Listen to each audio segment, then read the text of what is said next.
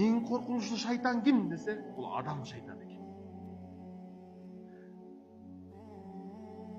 Белки шайтан бар ғой, иблис, шайтан, жин, бұлар не адамға васваса қылғанда жүрегіне келіп васваса қылып, ойын бұзып, ниетін бұзып, жаман ой салып, шынай васваса қылады, азғырық қылады. Бирок адамдан болған шайтан қандай десе, ал ашық айқын келеді дейді адамға. Açık келеді дейді, оның жаны қалай.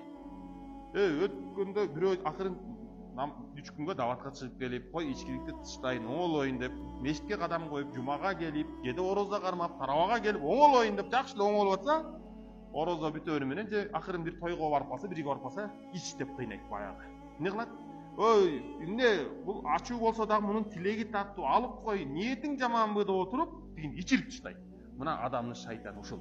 Аллах Таала Кур'ан Каримде Бисмиллахир-рахманир-рахим Аллази ювасвису фи судурин нас минал джиннати ван нас. Алар адамдардың жүрегін келіп васваса қылып, азғырып, тура жолдан Аллаға қаршы іш қылуға үндөп, алардың жүректерін бұзып тастайды. Васваса қылады дейді, азғырық қылады. Алар кимдер десе, жиндерден болады дейді. Ал шайтандар жиндерден болады, адамдардан болады дейді. Жиндерден жана адамдардан болады. Жинден болгону сизге келип ой салат, жаман ой салат. Адамдан болгону бул сүйлөөчү шайтан экен да. Бул ачык айкын сизге келип, сизге мындай айтканда, ачык айкын азгырат. Жүрү, чогуу,